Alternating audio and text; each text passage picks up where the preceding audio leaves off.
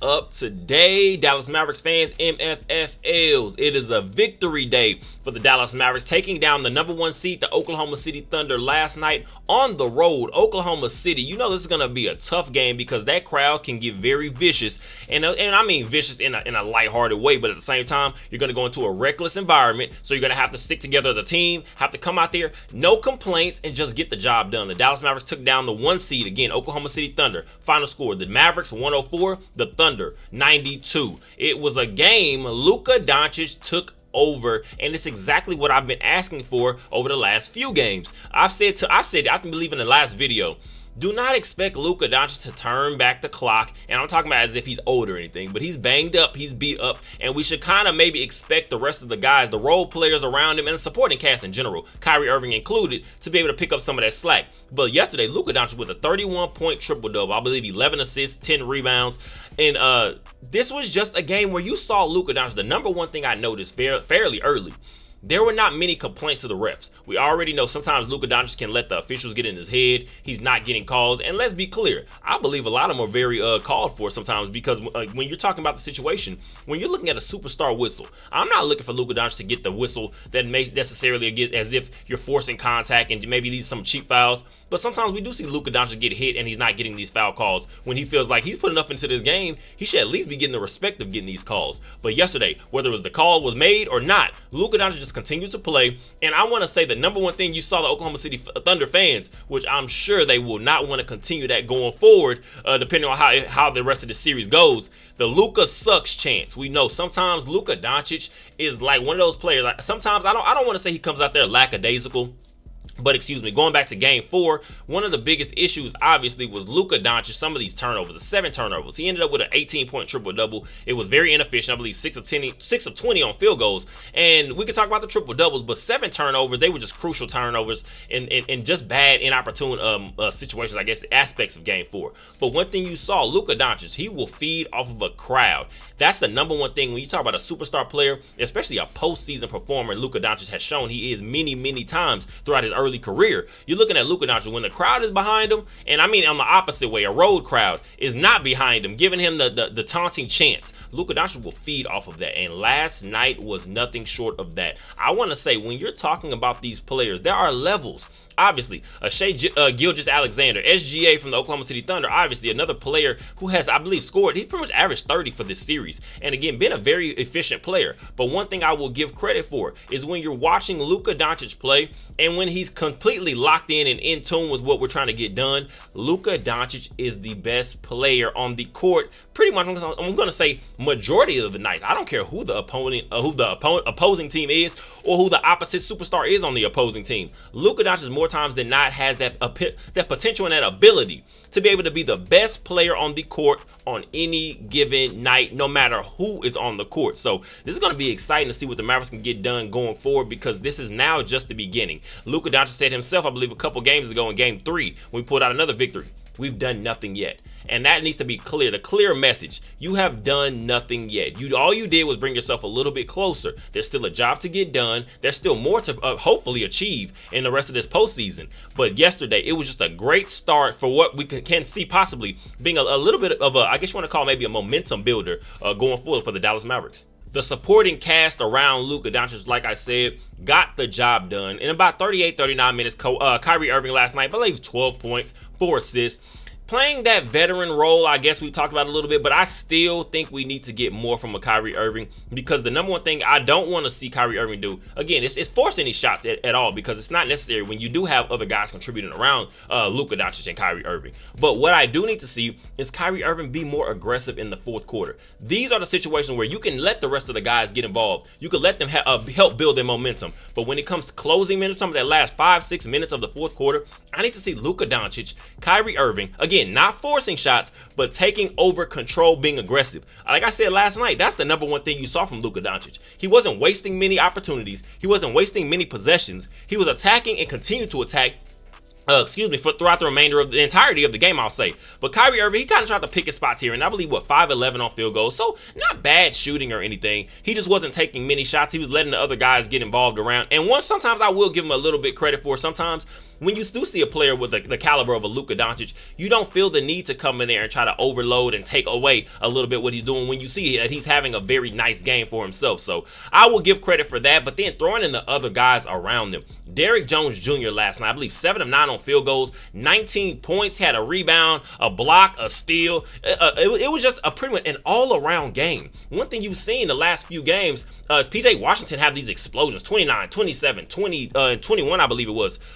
You're talking about a guy like PJ Washington, and you heard Shai Gilgeous-Alexander, who was a former college teammate of PJ Washington in Kentucky, so they have some familiarity with each other, obviously. Very good friends. When you're looking at this, you heard SGA say, I believe after game 3, we have got to cut that off. We've got to shut that down as much as we can.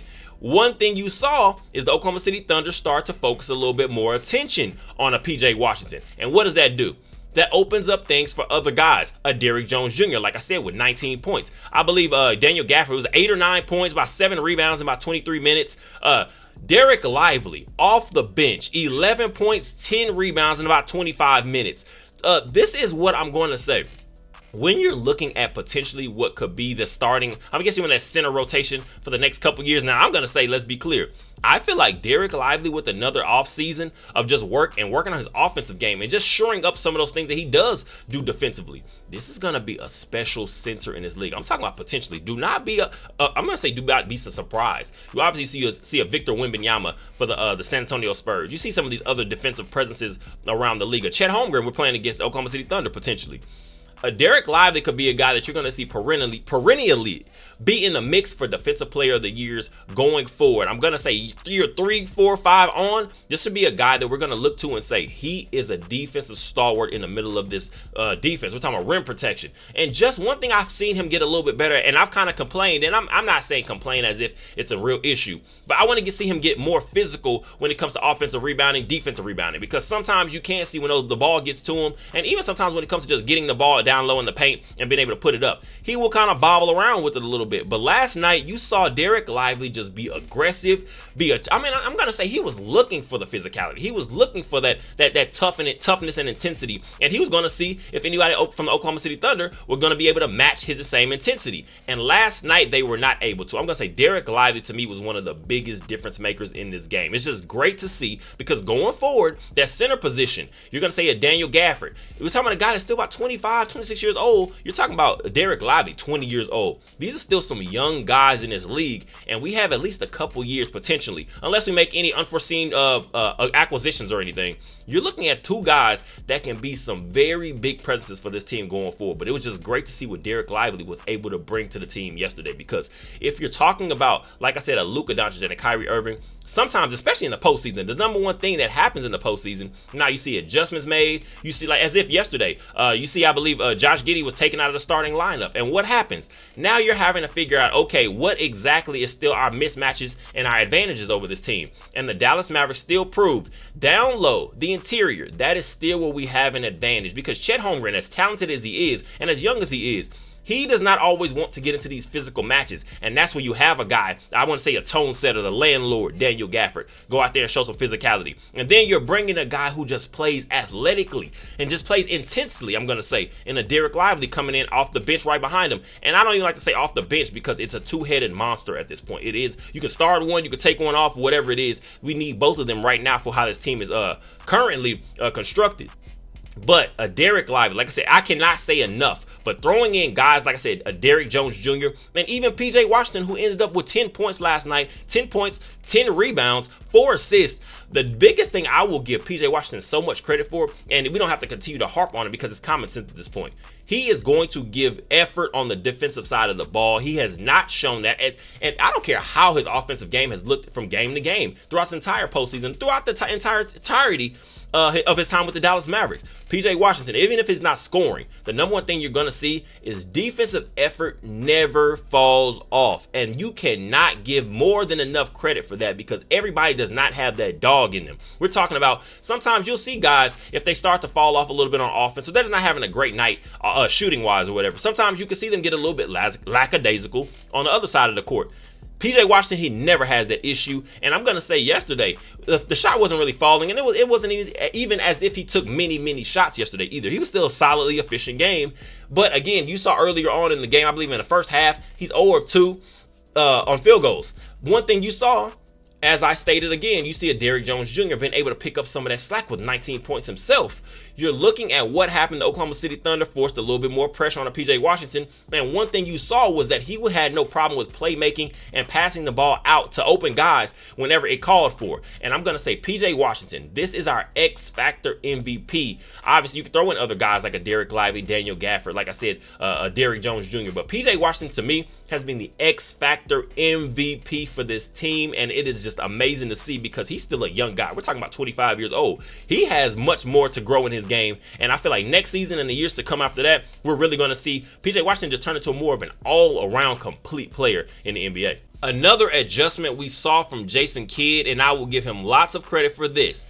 It could potentially be unlocking a young guy, giving him a new perspective and his role potentially and how he can continue to grow and develop as an overall player himself.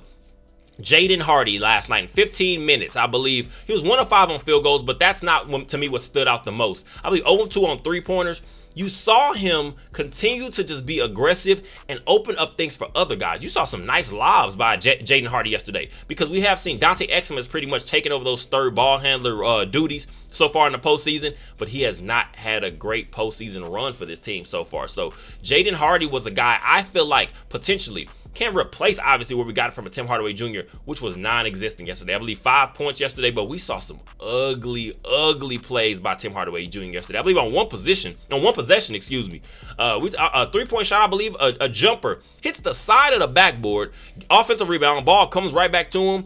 Okay, and Tim Hardaway Jr., you can always tell sometimes when the ball gets to him and it's kind of like you see everyone spread out around him, you already know what's coming next. Another heat check. Tim Hardaway Jr., the same possession, offensive rebound, gets a second shot, 3-point shot off the backboard, this time not even hitting the rim once again. Some bad turnovers, and I'm not gonna completely crap all over a guy like Tim Hardaway Jr. because at the end of the day, we know what he is. You can't complain about a guy if you call him. I call him a microwave shooter all the time. He's just gonna be very hot or he's gonna be cold. And sometimes it's kind of confusing because when you see a guy that does have his scoring ability when he's hot, it's kind of concerning sometimes when you'll watch a guy completely fall off the ramp. And I'm just like, I'm not understanding how you can't even just be a middle ground player sometimes. Just be solid. Just be a spot up shooter. It's like when Tim loses confidence for that night, sometimes everything can go bad. But when he's feeling it, everything can go in at the same time. So, but it was just good seeing a guy like Jaden Hardy because I feel like Tim Hardaway Jr., I don't want to talk about the offseason or anything like that, but this is potentially probably going to be his last year here,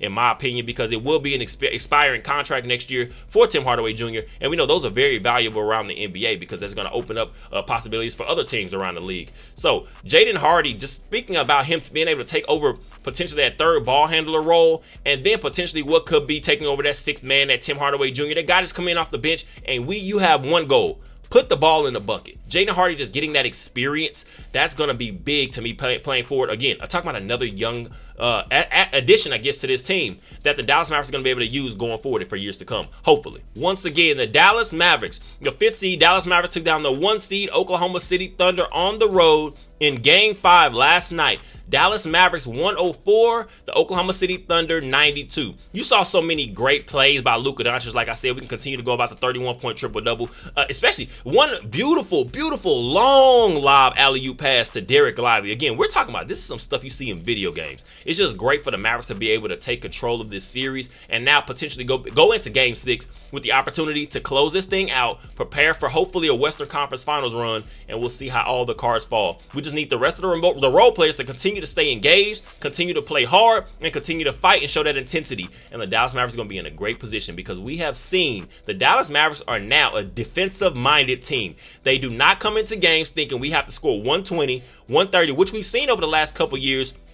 Excuse me, and especially I'm going to say early on in this season, that was kind of our formula for victory, having so many injuries. We still don't have a guy like Maxi Kleber, who I feel like we could talk about his inconsistency at certain stretches, but he has shown, especially in that Clipper series, to be a very vital part of this team. And when Maxi Kleber is engaged, and he's at least just being a spot-up threat from the three-point range, this is a guy who's going to be very vital to some success for this team as well. So hopefully we can get him back, and hopefully we can just close this thing out in Game 6. Game 6 will be on Saturday, so that's going to open up a little bit more time for Luka Doncic to rest. Some of these other guys to get some of these bang-ups, maybe, again, not to go away, but again, just maybe subside a little bit. Another extra day, I will say, for rest. You can never complain too much about that. So the Dallas Mavericks, once again, are now leading 3-2 in the series against the Oklahoma City Thunder, with an opportunity to win this thing Saturday, Game 6, 8:30 p.m. Central Time. This is going to be exciting because now there are so many things. This is going to me, show what exactly the mental fortitude is for the Dallas Mavericks. Is this a team that is serious? Because if you're a contender, you come in here ready to go. You need guns blazing. You need Luka Doncic, Kyrie Irving being aggressive. And again, that doesn't mean necessarily forcing up shots, but it means playing with intention, saying, we are going to wrap this thing up. We're going to get ourselves prepared for whoever's next. The Minnesota Timberwolves, the Denver Nuggets, that game is going to be tonight, I believe. And so we're going to see if that thing goes 7 games. But we've seen, obviously, at this point, it looks like Nikola Jokic and the Minnesota Timberwolves, they've taken full control now, and they potentially could wrap this thing up tonight. So the Dallas Mavericks could be facing off against the Denver Nuggets going forward, but we'll see how that plays out. But once again, the Dallas Mavericks did beat the Oklahoma City Thunder last night, 104-92. Game 6, Saturday night, 8:30 p.m. Central Time. Be there. I know I will, and we will come back and discuss how things played out. I appreciate you guys for all the support. Go ahead and like, comment, subscribe, and share. Let me know down below in the comments section. Obviously, we could say Luka Doncic, but who is your MVP of this team so far in the postseason? Throughout the first, and I guess you want to say in whatever's happened so far in the second round. Who is your MVP? Is it a PJ Washington? Is it Derrick Jones Jr., Daniel Gafford, Derek Lively? Let me know down below who you believe. Is it Kyrie Irving, a guy that's kind of still to a certain extent, I believe, averaged about 26 points in that first series against the Clippers, and now I believe it's about down to 15 points per game in this second round. But again, just having that veteran leadership. Let me know down below. I appreciate you guys for all the support. Go Mavs, and as always, enjoy the rest of your day.